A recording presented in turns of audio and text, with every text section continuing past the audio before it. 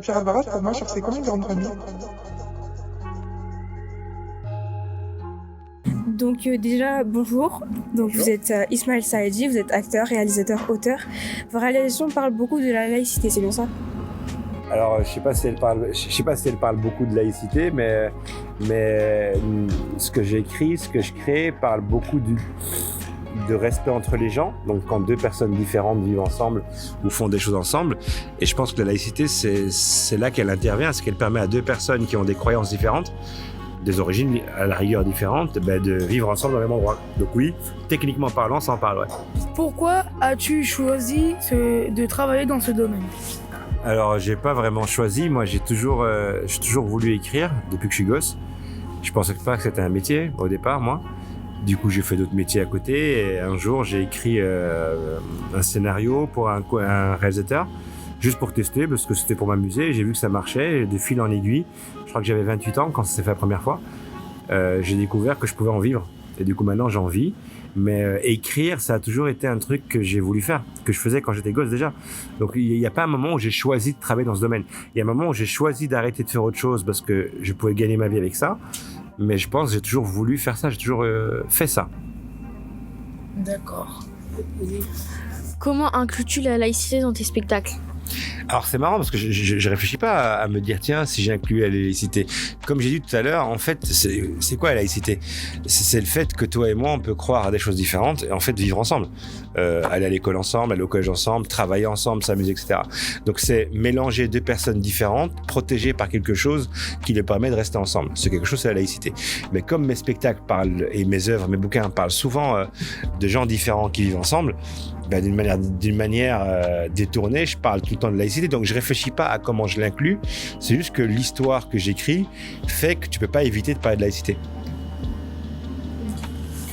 Quelles sont les principales critiques ou controverses auxquelles tu as été confronté en abordant le sujet de la laïcité dans tes œuvres?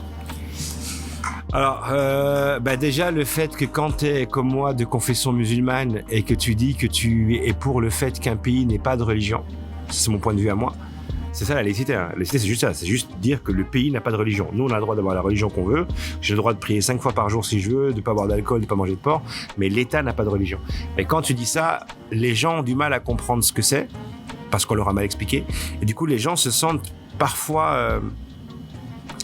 Ils n'arrivent pas à comprendre que tu sois musulman, que tu dises ça. Par exemple, moi, il m'arrive souvent, quand je parle de Dieu, de parler au conditionnel, en disant peut-être qu'il n'existe pas. Moi, j'y crois, mais peut-être qu'il n'existe pas. Peut-être que c'est celui ou celle qui n'y croit pas qui a raison. Et ça, parfois, ça choque un peu les gens. Pourquoi tu dis ça? C'est pas possible, on est sûr. Donc, c'est peut-être les seules polémiques, entre guillemets, auxquelles je peux être confronté, mais c'est jamais grave, en fait. C'est jamais vraiment grave. Il n'y a jamais de gens qui s'énervent ou qui m'engueulent. C'est juste que parfois, c'est compliqué d'expliquer ce concept. De dire que je suis croyant, mais je veux vivre dans un pays qui, lui, n'a pas de religion. Parce que ça me permet, moi, de me dire que si demain, je n'ai plus envie d'être croyant, si demain, je considère que l'islam n'est pas la bonne religion, que c'est pas top pour moi, c'est pas grave. En fait, il y a personne qui va me péter la gueule, et c'est pas grave. Quels sont les messages ou les valeurs que tu souhaites transmettre via ton travail? Alors moi, ça va t'étonner, mais je souhaite rien transmettre du tout avec mon travail. Moi, en fait, j'écris des spectacles. Ils sont drôles, ils sont tristes. Tout ce que je veux, c'est que tu viennes voir la pièce ou tu viens pas, ça te regarde. Mais si t'es là, que tu ris, que tu pleures et qu'après tu t'en ailles. C'est génial. Si en plus après t'as réussi à trouver un message dans mes spectacles, je suis l'homme le plus heureux du monde. Mais quand je commence un travail, j'ai pas la prétention de me dire oui, j'ai une valeur à t'inculquer. J'ai rien à inculquer, moi. Je suis un artiste, je suis un gars qui saute sur scène. J'écris des histoires, peut-être qu'elles vont plaire, peut-être qu'elles vont pas plaire, c'est pas grave. Quelles sont les réactions les plus marquantes que tu as reçues de la part du public après avoir abordé le sujet sensible comme la laïcité? Déjà, c'est assez étonnant, c'est que tu découvres que les gens savent pas ce que ça veut dire.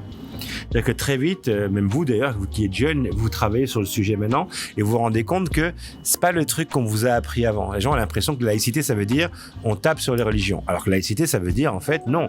Ça veut juste dire qu'à un moment donné dans ce pays, on a décidé, comme il y avait une religion qui à l'époque était le catholicisme, le christianisme, à travers le catholicisme, qui avait quand même fait beaucoup de mal en France, à un moment donné, on s'est dit on va arrêter avec la religion, l'État n'a pas de religion, comme ça, il n'y a aucune religion qui peut décider des lois. Et quand tu expliques ça aux gens, les gens sont choqués. Parce qu'ils disent, ah bon, c'est juste ça la laïcité. Donc les premières réactions que j'ai eues, non pas violentes, mais un peu choquées des gens, c'est déjà de comprendre, de dire, mais tu es sûr de ce que tu racontes? Tu es sûr que c'est ça la laïcité? Tu es sûr que c'est pas un truc pour taper sur nous les musulmans, ou sur nous les juifs, ou sur nous les chrétiens? Donc c'est plutôt des réactions d'ignorance que j'ai, pas des réactions virulentes. Et c'est pour ça que pour moi c'est hyper important de continuer à en parler, d'expliquer aux gens que finalement vivre dans un pays qui lui décide de ne pas avoir de religion, c'est la meilleure chose si toi en tant que citoyen ou citoyenne, tu as envie d'avoir ta propre religion. Comment penses-tu que la laïcité peut favoriser la cohésion sociale et les dialogues interreligieux et interculturels? Ah justement, ça c'est génial. Moi j'ai travaillé pendant presque plus d'1 an au Maroc en 2007. J'ai créé une série pour la télévision marocaine qui s'appelle 2M. Et donc j'avais créé une série pour eux. Et j'ai vécu donc pendant 1 an dans un pays qui n'est pas laïque. Donc, le Maroc, c'est le pays de mes parents, par de Tanger. Et c'est un pays que j'adore, mais j'ai découvert ce que c'est qu'un pays qui a choisi une religion d'État, l'islam. Et donc, au Maroc, la religion de l'État, c'est l'islam. Ça veut dire que les lois de l'État, c'est l'islam. Donc si tu n'es pas musulmane, ou si tu ne veux plus être musulmane, ou si tu veux faire des choses que l'islam techniquement ne permet pas, tu es un peu en dehors de la société. Tu peux être puni. Le code pénal peut te punir. Et du coup, je trouve alors qu'un pays comme la France qui décide que le pays n'a pas de religion, et que donc ce qui est le point commun entre toi et moi, c'est pas la religion, parce que tu peux être juive et moi je peux être athée, ou tu peux être musulmane et moi je peux être catholique. Le point commun qu'on a toi et moi, c'est la citoyenneté. T'es française, je suis français. Et donc du coup, c'est ça qui fait qu'on peut discuter, qu'on peut rigoler, qu'on peut faire des choses. On a un point commun, c'est la citoyenneté. Et je pense que c'est ça qui crée la cohésion sociale. Pendant des siècles, dans tous les pays du monde, sans exception, les pays étaient constitués autour d'une croyance. Ça veut dire que dans tel pays, on était musulman, dans tel pays, on était juif, dans tel pays, on était catholique, dans tel pays, on était bouddhiste. Et donc, si tu n'étais pas musulman, dans un pays musulman, tu étais en dehors de la société. On t'acceptait, tu étais une minorité, tu étais une catégorie inférieure de citoyens ou de citoyennes, on t'acceptait, mais sans plus. Aujourd'hui, avec ce principe qu'est la laïcité, le principe de la citoyenneté, quelle que soit ta croyance ou la mienne, on est égaux. Femme, homme, musulmane, athée, tout ce que tu veux, on est égaux. Tu es citoyenne française, je suis citoyen français. Et donc c'est en ça que je pense que la laïcité, elle crée la cohésion et la possibilité de vivre de manière paisible en ayant des cultures différentes. Quel est ton point de vue sur les débats actuels autour de la laïcité en France? Moi, je trouve que les débats ils sont mal faits, parce qu'en fait, encore une fois, si tu veux qu'on débatte, toi et moi, de la laïcité, il faut qu'on explique ce que c'est. D'abord, on comprend ce que c'est, toi et moi. Donc, je t'explique, voilà, la loi de 1905, c'est ça que ça veut dire la laïcité, c'est ça que ce sont les règles. Et là, on peut débattre. Sauf que là, on débat sans expliquer la règle. Certains débattent en partant du principe que les religions sont un problème et qu'il faut leur taper dessus, et une religion en particulier. D'autres débattent en disant non, pas du tout, etc. Non. Je pense qu'il faut remettre à plat les choses, expliquer ce qu'est la laïcité. La loi de 1905, pourquoi on en est arrivé là. Je pense qu'il y a beaucoup de jeunes et de moins jeunes, beaucoup de personnes qui sont croyantes, ne connaissent pas assez l'histoire de France pour comprendre comment on en est arrivé à décider que la France ne peut plus avoir de religion. Il y a toute une histoire, des morts, des guerres, des siècles de guerres. Quand on a compris ça, on comprend que c'est une protection pour tous les croyants et les croyantes, et pour tous les non-croyants et les non-croyantes, que de vivre dans un pays laïque. Et une fois qu'on a tout expliqué, là on peut débattre. Pour l'instant, je trouve que les débats sont biaisés parce qu'on n'a pas la base. D'accord. Est-ce que tu penses que la laïcité peut évoluer ou s'adapter aux changements de la vie sociétaux? Pour moi, non. Pour moi, non, en fait. Parce que du coup, je vais donner un exemple. Si on l'a fait évoluer en fonction, je sais pas moi, disons que dans ma ville, prenons Nevers, votre ville. À Nevers, dans 50 ans, il y a beaucoup plus de musulmans que de juifs, par exemple. Du coup, qu'est-ce qu'on fait? On fait évoluer la laïcité pour qu'elle soit plus adaptée aux musulmans et pas aux juifs. Ça marche pas. Du coup, non, je pense que la loi, comme elle a été mise en place il y a plus d'1 siècle, elle fonctionne comme elle est. Parce qu'elle est claire, en fait, la loi. Il n'y a rien à rajouter. La loi, elle dit, l'État français n'a pas de religion, point. Je m'en fous du reste. Tu veux être musulmane, sois musulmane. Tu veux demain ne plus être musulmane, demain ne le sois plus. Après-demain, tu veux redevenir musulmane, redeviens-le. C'est ça qu'elle dit, la loi. Elle dit juste, moi, État, je m'en fous. Moi, État, je paye pas vos mosquées, je paye pas vos églises, je paye pas vos synagogues, je paye pas vos cours de religion. Moi, État, je comprends pas tout ça. Moi, État, je mets en place des lois que tu dois respecter, toi, citoyenne, moi, citoyen. Des lois basiques, tu ne voles pas, tu n'agresses pas, tu roules à 80 à l'heure sur une route, etc., etc. Le reste me regarde pas, moi, État. Moi, État, si tu veux prier 5 fois par jour, fais-le. D'accord ? Moi, État, par contre, je te dis que si tu veux travailler dans le service public, je peux pas avoir ta religion. Ni kippa, ni voile, ni croix, etc. C'est tout. Et je pense que ça, on n'a pas besoin de changer. C'est là, c'est clair. En fait, c'est clair. Et ça te protège, toi et moi. Est-ce que tu penses que la laïcité peut être un moyen de promouvoir la liberté individuelle et le respect des droits de chacun ? Alors, la laïcité n'est pas un moyen pour faire ça, c'est le seul moyen pour faire ça. Parce qu'encore une fois, regarde, reprenons l'exemple. On vit toi et moi dans un pays musulman, d'accord ? Demain, toi, dans ta vision de la liberté de ton corps, tu te dis, moi par exemple, c'est le ramadan, je ne veux pas jeûner. Je sais que c'est un pays musulman, je sais que je suis de famille musulmane, mais moi, pendant ce mois de ramadan, j'ai pas envie de jeûner. Qu'est-ce qui va se passer dans un pays musulman ? Ça va être compliqué. Donc du coup, qu'est-ce qui te permettrait d'avoir cette liberté complète de penser et d'agir ? C'est un pays qui considère que musulman, c'est bien, je te félicite, mais l'État n'a pas de religion. Je reviens chaque fois là-dessus pour te dire que si tu veux pas jeûner, jeûne pas. Donc je pense que l'unique moyen de pouvoir vivre en liberté, dans les limites de la loi, c'est la laïcité. Et on le sent de plus en plus. Aujourd'hui, il te suffit de faire un tour sur Internet pour voir les pays qui ont une religion d'État, quel que soit le pays, et pour voir que les gens ne sont pas libres. Prenons l'exemple de l'Iran. L'Iran a une religion d'État. Les femmes qui enlèvent leur voile dans la rue, elles sont emprisonnées, parfois tuées. Donc, comment faire pour qu'elles aient une liberté sur leur propre corps ? C'est que le pays n'ait pas de religion. Et ça s'appelle quoi un pays qui n'a pas de religion ? Ça s'appelle la laïcité. D'accord. Quels sont les avantages et les défis liés à la laïcité ? C'est de la comprendre jusqu'au bout, c'est de ne pas tomber dans le piège de croire que c'est une arme contre les religions, c'est pas du tout ça. C'est de ne jamais, justement par rapport aux deux questions précédentes là, c'est de ne jamais tomber dans le piège de dire qu'il faut l'adapter. Il ne faut pas l'adapter. Elle est là, elle est claire, c'est comme la base d'une maison. Tu peux changer tes chambres, tu peux changer la peinture de ta chambre, mais la base de la maison peut pas changer. Et donc, du coup, d'essayer de ne pas être tenté d'y toucher. Et le défi, c'est d'essayer de ne pas être tenté de la transformer en loi contre les religions. Selon toi, la laïcité est-elle bien appliquée en France en comparaison avec les autres pays ? Alors, il y a très peu de pays qui sont réellement laïques, comme la France. La France, la laïcité à la française, c'est un principe assez unique en Europe. Mais est-ce qu'elle est bien appliquée ? Je pense que oui. Et est-ce qu'elle est bien expliquée ? Je pense que non. Parce qu'encore une fois, les gens en ont peur parce qu'ils pensent que c'est une arme contre eux, mais c'est pas le cas. Mais pour l'instant, elle est encore assez bien appliquée. Après, elle reçoit des coups, la laïcité, de temps en temps, tu vois, par exemple, toutes les problématiques qu'il y a eu dans les collèges et lycées, des jeunes filles qui veulent rentrer avec leur voile dans le lycée, alors que je comprends ce qu'elles veulent faire et je comprends leur point de vue. Mais encore une fois, quand tu mets en place une règle qui dit pas de religion à l'intérieur d'un établissement scolaire, c'est comme ça, tant pis. Je veux dire, c'est le moins bon, le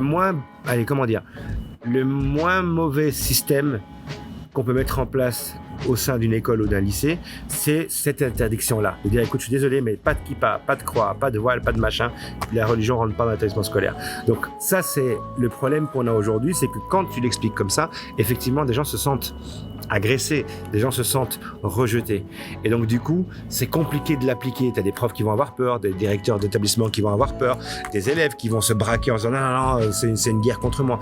Donc ça, c'est le défi en fait, qu'il va falloir relever, c'est d'essayer de se débrouiller pour qu'elle continue à être bien appliquée. Mais de manière globale, elle est assez bien appliquée en France, ouais. D'accord. Pour toi, quelle est l'importance de la laïcité dans notre génération et penses-tu que ce principe est bien compris ? Je pense qu'il est mal compris. Et c'est pas de votre faute. Parce que je pense que dans les médias, on vous l'explique très mal. Et que je pense que si tu viens à l'école, au collège par exemple, et que demain tu décides de porter un voile, et que tu veux rentrer au collège, et que moi je t'explique rien, je dis juste non, pas de voile au collège, en fait c'est mal expliqué.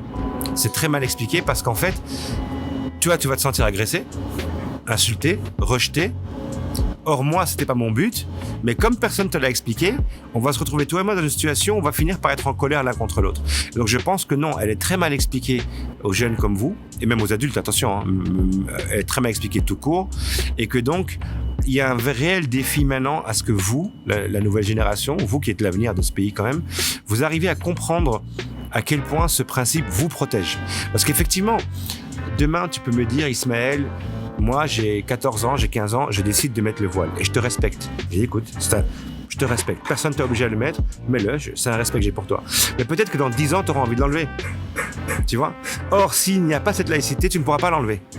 Si tu n'es pas dans un pays où la religion passe en deuxième plan et où ta citoyenneté passe en premier plan, dans 10 ans, tu sais pas ce qui arrive. Tu as 14 ans, à 24 ans, tu seras peut-être une autre femme. Et peut-être qu'à 24 ans, tu diras, moi j'en ai marre, je vais l'enlever. Eh ben, c'est la laïcité qui va te permettre de dire, en fait, enlève-le. Et à 34 ans, si tu veux le remettre, eh ben, tu te diras, remets-le, on s'en fout. Et donc, je pense que si on vous explique ça et qu'on l'explique à tout le monde et que vous avez à comprendre que c'est d'abord un système qui a été mis en place pour protéger les citoyennes et les citoyens, donc vous, je pense que ça marchera mieux. Et pour finir, c'est quoi la laïcité selon toi?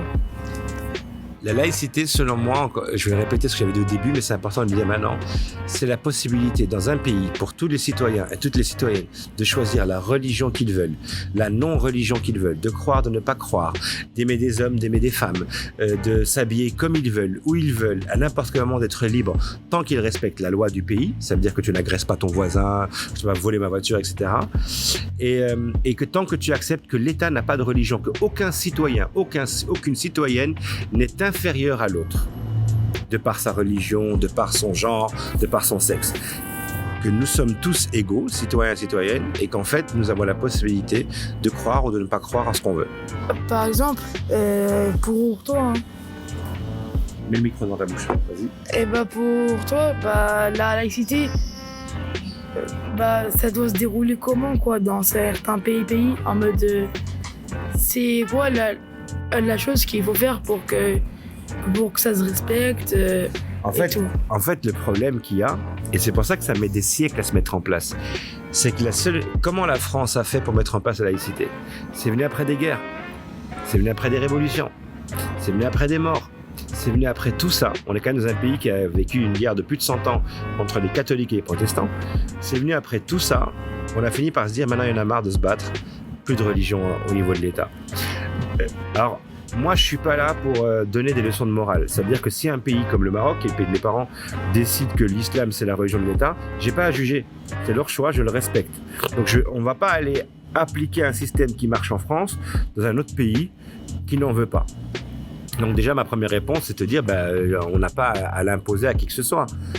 Mais comme je trouve que le système français dans lequel on vit est quand même celui qui te protège le plus, finalement, en tant que croyant ou non-croyant, je pense qu'il faudrait que si nous, on arrive à bien le mettre en place et qu'on devient un exemple pour d'autres pays, donc on arrive tous à vivre ensemble, là, je pense que d'autres pays finiront par suivre. Mais il faut que ça marche ici. Si c'est le bordel ici, il n'y a personne qui va te suivre. En fait, c'était pour savoir, est-ce que la laïcité, c'est que par rapport aux religions ou ça touche aussi autre chose? En fait, ça touche tout. Après, on va être honnête. Qu'est-ce qui fait vraiment la différence entre deux personnes dans leur manière de fonctionner? C'est souvent une religion. Je vais donner un exemple. Souvent au restaurant, moi je suis musulman, toi t'es pas musulmane par exemple, moi je vais pas manger de porc, moi je vais manger, tu vois. Donc c'est là notre première différence. Parce que si tu retires le religieux, on n'a pas de différence. Donc la laïcité, elle a surtout été mise en place pour justement, non pas pour contrer la religion, mais pour justement que la différence religieuse entre toi et moi, même si elle va se mettre en place dans un restaurant, moi je te dis écoute, moi je mange pas de porc, je vais prendre du poisson ou quoi, elle ne doit pas exister ailleurs. Ça veut dire qu'elle ne doit pas exister au boulot. Au boulot, par exemple, si on cherche du boulot toi et moi, musulman, moi pas musulman, on s'en fout en fait. On va regarder ton CV. Et donc, bien sûr qu'au départ, on peut pas dire que la laïcité c'est uniquement pour envelopper le religieux, mais c'est souvent la religion la différence entre nous. Il y a rien d'autre. Tu vois, je veux dire, je vois pas ce qu'il peut y avoir d'autre comme différence dans notre manière de fonctionner que ça. Et donc, oui, je pense que c'est par rapport aux religieux, toutes les religions, pas l'islam ou quoi, toute forme de croyance même, pour justement permettre de dire qu'en fait, toi et moi, la seule chose qui compte là maintenant, c'est que tu es citoyenne française et que moi je suis citoyen français. Le reste, je m'en fous en fait. Et tu t'en fous aussi. Tu vois, je veux dire, voilà, je vais pas dire je ne veux être interviewé que par des musulmans. La loi française l'interdit. Tu comprends? Voilà, c'est ce genre de petits éléments-là en fait. Et donc oui, je pense que la laïcité, aujourd'hui en tout cas, d'autant plus qu'on sent que le religieux prend beaucoup de place chez tout le monde, elle est là non pas pour te dire arrête de croire ou arrête de t'habiller comme tu veux, elle est juste là pour te dire fais comme tu veux, mais l'espace de l'État, c'est l'espace de l'État. Les lois, c'est moi l'État qui les met en place. Ça veut dire que tu n'as pas le droit de lui dire à elle, par exemple si elle mange du porc, oui, tu vas aller en enfer. T'as pas le droit de lui dire ça en fait. Tu vois, t'as pas le droit. C'est tes croyances, garde-les pour toi. Mais elle, si à côté de toi, elle a envie de se faire un bon jambon beurre, par exemple, en fait, ça te regarde pas. C'est ça. Ou vice-versa, hein, je dis comme ça, bon, vice-versa, tu vois. Mais ça te regarde pas. Et vice-versa, tu vois. Si par exemple, toi, tu jeûnes pendant le mois de Ramadan, je n'ai pas le droit de te dire non, il faut que tu manges. Je n'ai pas le droit, en fait. C'est même punissable. Je n'ai pas le droit. Tu crois en ce que tu veux, en fait. Parce que l'État n'a pas de religion. Tu vois, ce serait un pays où l'État a une religion, disons que comme à l'époque en Espagne, quand l'État avait une religion, quand l'Espagne était catholique, au XIIIe, un peu avant le XIVe siècle, et qu'ils ont chassé les musulmans, par exemple, eh ben, ils cherchaient les gens qui ne mangeaient pas de porc pour essayer de repérer les musulmans et les juifs. Et s'ils voyaient que tu mangeais pas de porc et qu'ils t'attrapaient et qu'ils voyaient que tu étais musulmane ou juive, ils te brûlaient sur le bûcher. Donc ça, c'est quand un État a une religion. Et donc du coup, ici, on est parti du principe que non. Non, en fait. Tu fais ce que tu veux. Tu ne m'empêches pas, moi, de faire ce que je veux. Tu ne vas pas me juger parce que je suis une fille que je suis habillée en jupe ou que je suis une fille que je suis habillée en abaya. Ça ne te regarde pas. Et en même temps, moi, ça ne me regarde pas ce que tu fais, toi. Et donc, oui, c'est autour du religieux. Mais en fait, ce n'est pas censé s'occuper du religieux. C'est vraiment censé te dire, moi, laïcité, je dis que toi, tu es une citoyenne. Point. Égale à Ismaël. Point. Ok. J'ai répondu ? Merci.